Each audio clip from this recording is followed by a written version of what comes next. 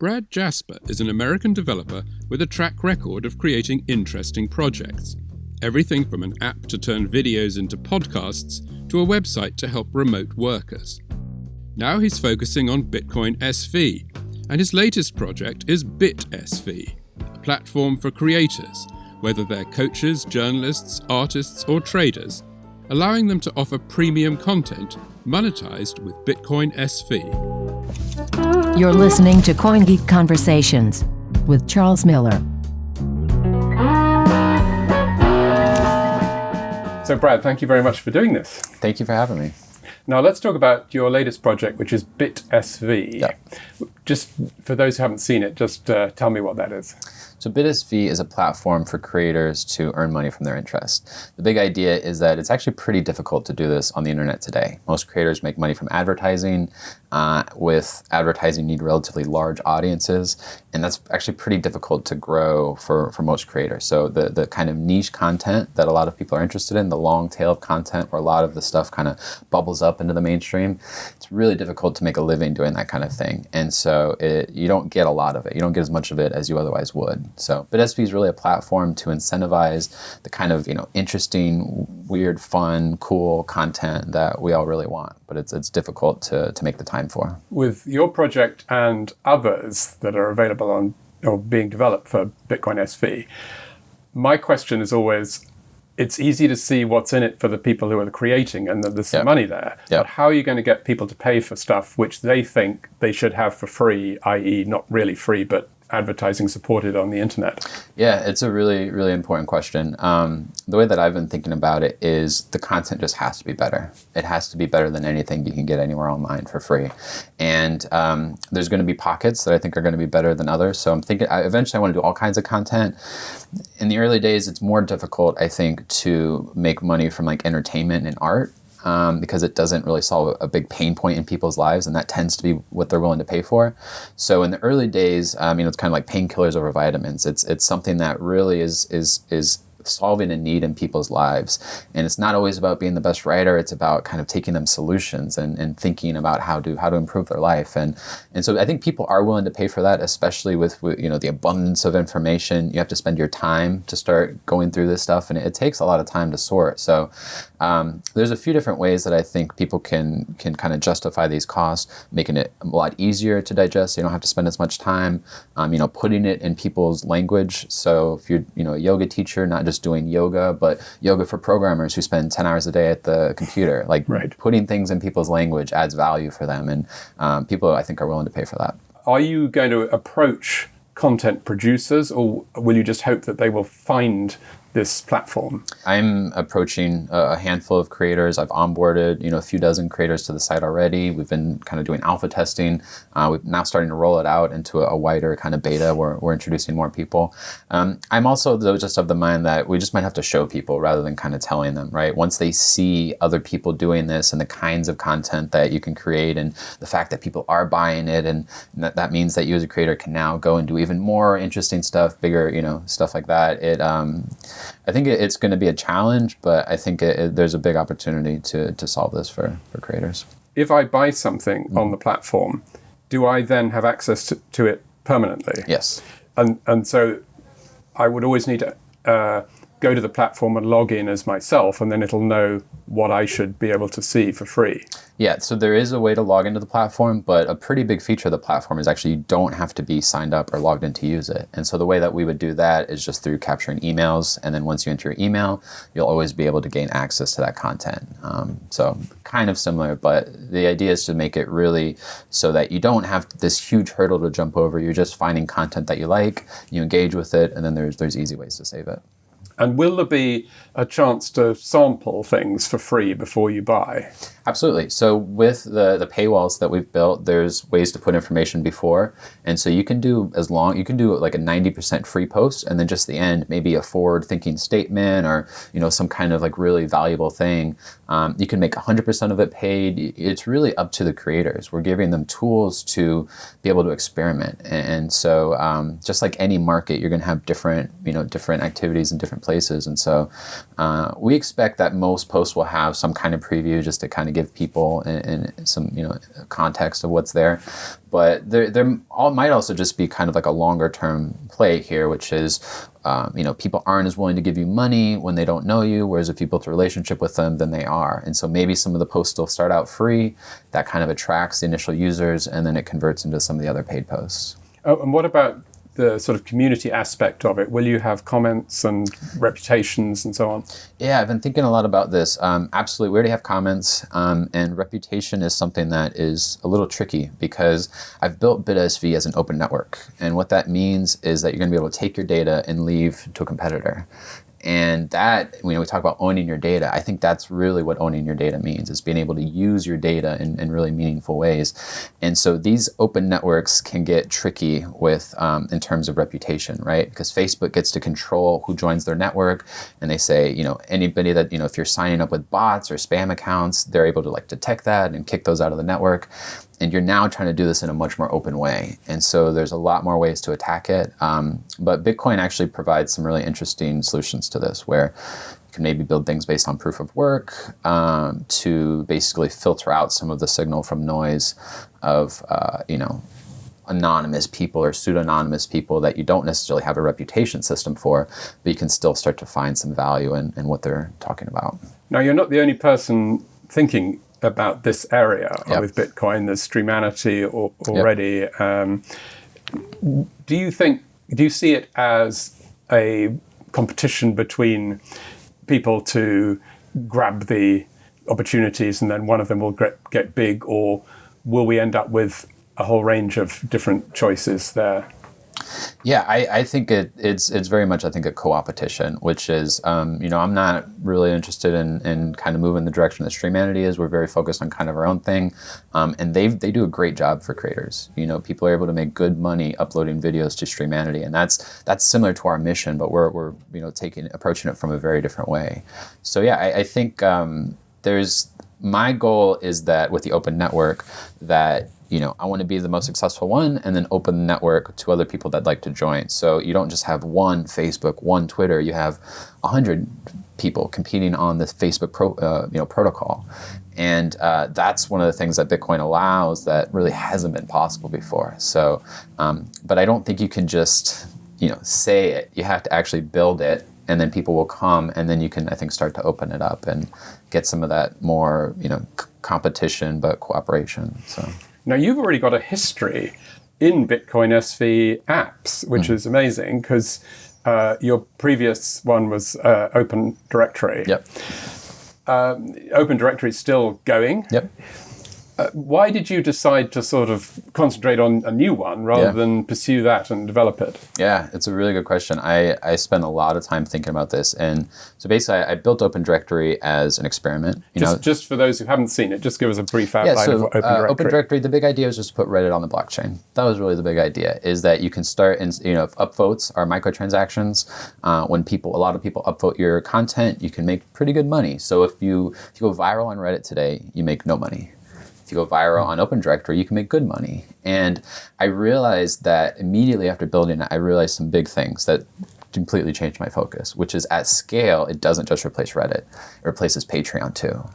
And this was like a big aha moment because I realized that the rules of the internet are changing. We don't just have to build old services and put them on the blockchain. I realized there's new elements on the periodic table of product development and business, and the ability to think in a Bitcoin native way. So we're not taking the baggage from the old world. We're actually trying to build entirely new services that are true to what Bitcoin can allow. I saw that as a huge opportunity. And the infrastructure that I had built with Open Directory wasn't going to allow me to get there. The open network that I've been talking about, it requires a certain infrastructure. And it's very difficult to build it on some of the tools and services that are out there today. So that was really the shift. Is I realized that I've been I've been a creator for the last 10 years. I've been trying seriously for the last 5 years. I've been lucky enough that I've been able to do it, and it's really difficult. But it's one of the most viable things I've been able to do. And so I realized that there's an opportunity to do this, I think, at a very large scale, and do it on Bitcoin, and do it in a way that gives creators way more leverage than they've ever known. And so to me, it was, I love the open directory concept, and I'm really, I still, would like to see it worked on, but this was a much bigger calling to me. This felt like a mission that I wanted to pursue. I mean, it's interesting. It reminds me of, I was reading about the evolution of Blogger, and the idea that is a medium that is sort of native to the internet, as opposed to the websites that went before, where you just put something online that you would have had on a piece of paper before. And I think people are, fumbling towards, well, I don't mean to be rude, but I mean they're trying to discover the equivalent for the Bitcoin economy, which is going to be a mixture of online content and an economy sort of attached to it through Bitcoin, I guess. Do you feel like you've got the answer to that yet, or are we still on that journey? I'd like to say yes, but the reality is you're always searching for product market fit in larger and larger scales. And so it's very early. We're very encouraged by what people are using. People are making good money on the platform. On Open Directory? On Bit.sv. On the project, yeah. So some of the early creators, even with a relatively small audience, people are making pretty good money. Open Directory has a number of directories that have kind of broken out, and they've done really well. Bsvapps.net is a really cool website that basically points to an open directory, and so it's the best BSV apps, and it becomes a really interesting kind of resource. I think it's kind of like an evolutionary process, right? Which is, it's hard to think too far out. You kind of just have to take a step at a time and have these long-term goals, but be very flexible in how you're going to get there. So I think this could look very different than it looks today. And for you as a platform curator, what's the business model looking like? Are you encouraged by that side of things? Yeah, so on Bit.sv, we take a 10% cut from the paywalls, and there's going to be some other services on the site that we'll take a similar cut for. I'd also just like to be a creator on Bit.sv, right? To kind of be creator zero and show people how it's done and make an independent living from it myself. So yeah, I think there's a lot of really interesting opportunities for creators that I'm excited to just kind of burst open the doors and let people start playing with it and see what they do. I suppose the limiting factor really at the moment is the relatively small number of people who are just involved in Bitcoin.sv at all. Yeah. And you've got probably a fairly decent proportion of that population, but that population needs to be 10 or 100 times as big. Absolutely. For the thing to really take off, I guess. Yeah, so absolutely. We there's kind of two sides to that. One is we'd like to be able to help creators make a living from a relatively small audience. So we do think we can test out the idea in the BSV ecosystem, and we can understand whether it's working or not. That being said, 100%. We have a huge onboarding challenge where we have to onboard the world. And most people don't have BSV wallets. Most people don't have BSV. Most people don't have any of those things. And so this is a real challenge. A lot of the big breakouts in the space are having this challenge of how do you get people onboarded to the platform. And there's a lot of really kind of creative, interesting ideas. But it's a big challenge, but also a big opportunity. If somebody hears about Bit.sv and they have a look at it, but they're not involved in Bitcoin at all up to this point, do you have any way that sort of funnels them towards a way of getting on board with Bitcoin? Yeah, there's plans to do more for sure as well. One really cool thing is RelayX, the wallet. They have financial rails. So basically, on Bit.sv, using Relay Wallet, you can pay in BTC, you can pay in Litecoin, you can pay in Ethereum, you can pay in Venmo, you can pay in Cash App, and it all just works. And so that's all them. That's them doing the hard work of onboarding these different financial networks onto onto BSV, taking some financial risk there and making it all a good experience. So that's great. I think there's going to be more things like that. Bit.sv is going to be able to accept credit cards one day. It makes sense for certain things over a certain price point, maybe not microtransactions, but that's a big part of the way I've been thinking about Bit.sv in general, which is you kind of start with these, it's called Bit for a reason, which is you start with these small pieces, and these are supposed to evolve into a much bigger project. And as they evolve, the price can go up, and then you can start charging for these things in more traditional ways. So you're not going to be purist No. in drawing a circle around it saying, if it's not BSV, it's not for us. We're building on BSV, and we feel like that's the purism, right? We're converting everything to BSV. And so we can't build this on any other platform. Right. It comes out as BSV, Absolutely. but it can come in as... It'd be like saying you only accept American Express or only accept Visa. We want to make creators as much money as possible. We have to accept lots of different payment forms. And again, we're not interested in natively accepting Ethereum or letting you cash out on that. We're going to convert everything to BSV. The only thing we might do is like local fiat, like local stable coins, right? So if you don't want to hold your money in Bitcoin, you can hold it in your local currency, but it's tokenized on BSV.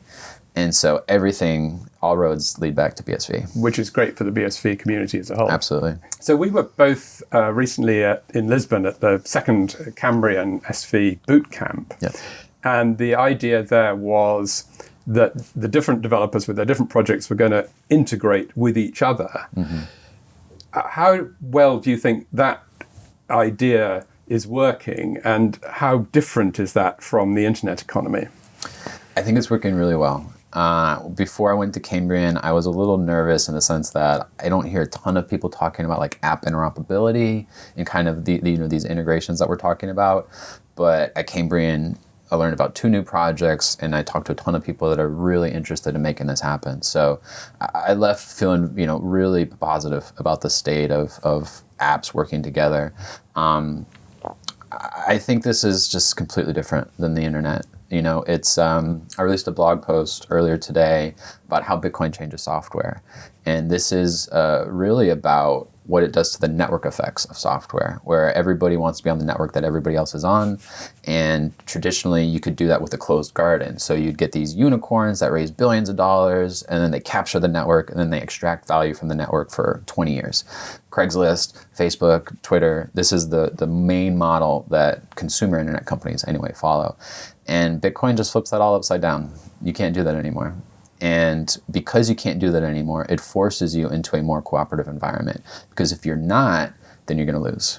What's interesting about that is, from a sort of idealistic point of view, what's rather nice about it is that you and Jack Liu from Relay need to know each other and trust each other. And the more that it's a human relationship, probably, I guess this interoperability will be promoted, really. Yeah, I mean, I think there's kind of 2 ways I've been thinking about it. One is, going to Cambrian, meeting all people, coming here, meeting a bunch of people, talking about deals and stuff like that. We're at the London CoinGeek conference today, yeah. So that, I think, it makes a lot of sense. There's also, I think, just another reality to it, which is if you're getting traction in the marketplace, people will want to follow you. And so I think it's a balance of getting... we want to, we could decide by committee, but that doesn't mean that that's what the market's going to choose. And so I think we have a very pretty healthy attitude here in BSV. We have lots of ideas, and we want to collaborate and want to, experiment.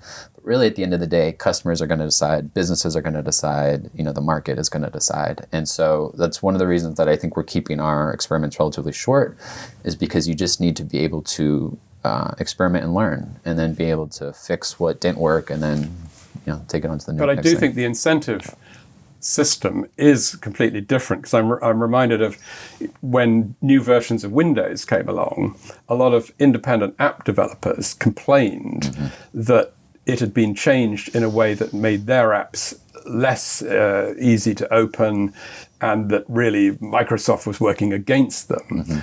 In this ecosystem, that's not in anybody's interests, is it? That, what you just said, completely resonates with me. I was a Mac developer before I got into BSV, and been a long time Mac user, really loved building productivity and creativity software. And for the last few years, Apple's really just focused on iOS and the iPad, and they've locked down the Mac to be closer to those. And it really makes my work difficult. It's really hard to plan long term when you don't know what's going to happen. So I think besides Bitcoin itself, I think the stable protocol protocol is the most underrated feature that people just don't understand today. And I think we're seeing it. Things that happen with Bitcoin Cash where they start collecting taxes and, blockchains that are decentralized but keep changing. It's like, who's changing them? It's a centralized team that's changing them. And this is a very difficult thing because people say software's never finished, and that's true. But with these low-level protocols, they have to freeze. They have to freeze over time.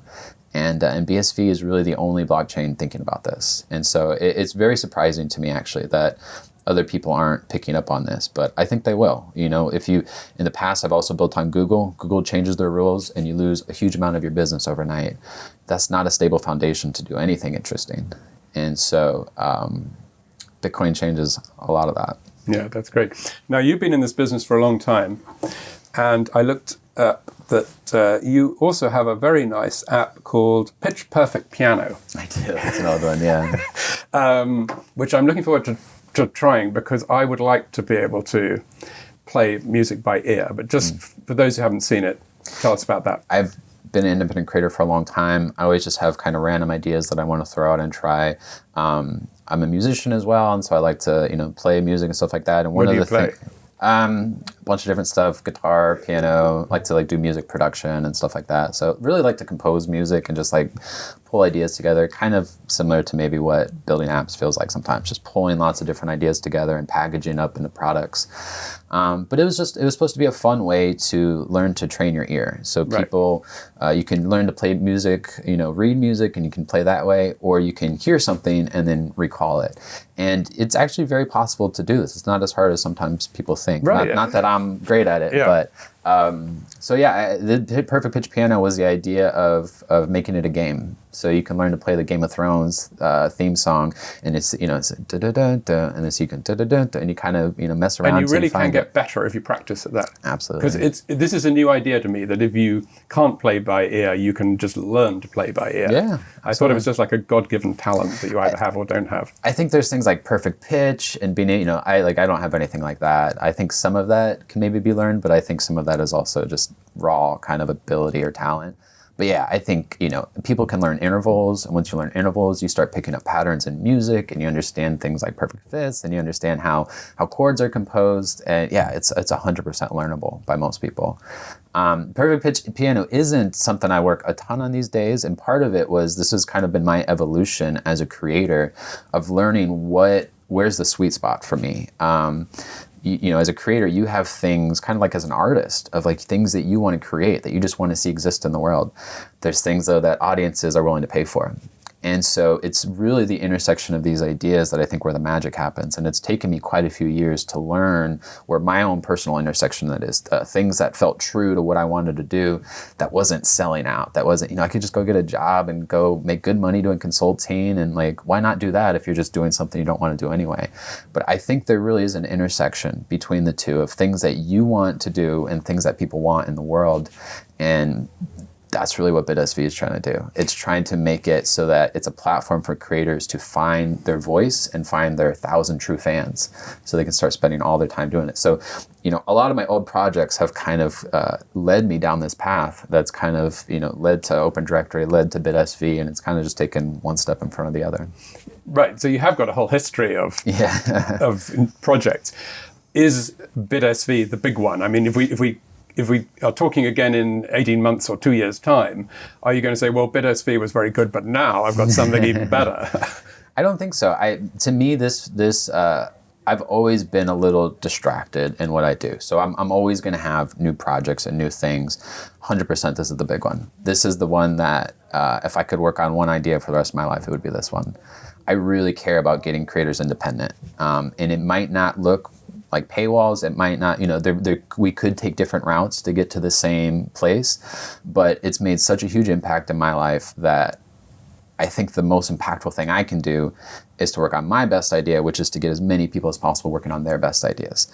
And that's just about the longest lever I think I can pull. And so, not that the ideas won't change, and I've got other projects that I'm launching and stuff like that, but this is the top of the mountain. This is the mission. Fantastic. Thank you very much indeed, Brad. Yeah, thank you. Thanks for having me. My thanks to the multi-talented Brad Jasper. We look forward to seeing Bit.sv come to life. If you don't mind, please like or subscribe to CoinGeek Conversations on audio, video, or both. Thanks for listening, and please join me again next week. Till then, stay safe.